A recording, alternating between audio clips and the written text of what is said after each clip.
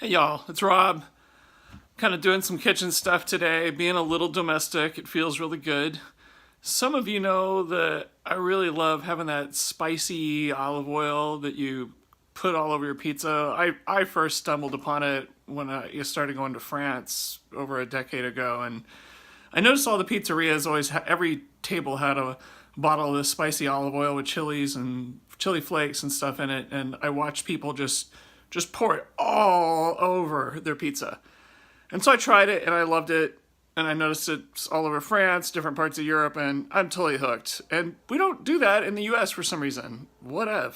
So anyway, I decided to I bought some at stores and things like that, and I've had some good luck, but I thought, hey, I should make my own. So anyway, I did. So let me tell you what I did really quick, and we'll see how it happens. So just started here. But I went and got my supplies. So I went to, this is what I've got right now. I went to, you ever been to World Market? Got this neat little bottle. It actually has a cool deal besides the cork on top to pour it out. But got this bottle. I've just made the stuff right now, so it's really cloudy. I've just put it in there and mixed it up. But let me tell you about the ingredients here. So, as you can imagine, you're going to use your chili flakes. You could do dried peppers or whatever and break them up yourself, or you can wuss out like I did and just get this. This is just like what you have when you go get pizza. The hot pepper flake kind of stuff like that. So, let's see. It was like 4 tablespoons of those going in here.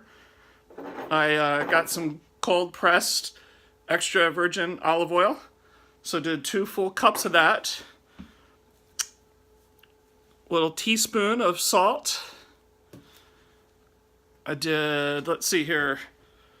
I got a tablespoon, I'm looking down the stuff I've got written down here. Tablespoon of some garlic powder. Let's see, what am I missing? Pepper, oil, salt, garlic powder. I think that's it. Sounds pretty easy, doesn't it? Not a lot going on there. Anyway, you're probably going to need a funnel to get in here. Like I said, I got a cool bottle so that, because now that I've got it in here, and you shake it up really good, but you can see it's kind of going down to the bottom and it's all cloudy. You put it in the fridge. I've looked online. I've seen people say put it in for 3 days. I've seen as long as 2 weeks of putting it in the fridge. And basically they also say every day you've got to pull it out and shake it up a little bit.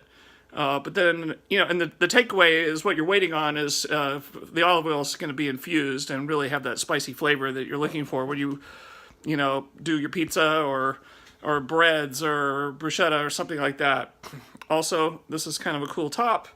When it's done, when it's all ready, we'll replace the cork with this and it'll be really fun. So anyway, keeping it real, trying to bring a little flavor to the pizza here and lots of other dishes. So anyway, I'm out.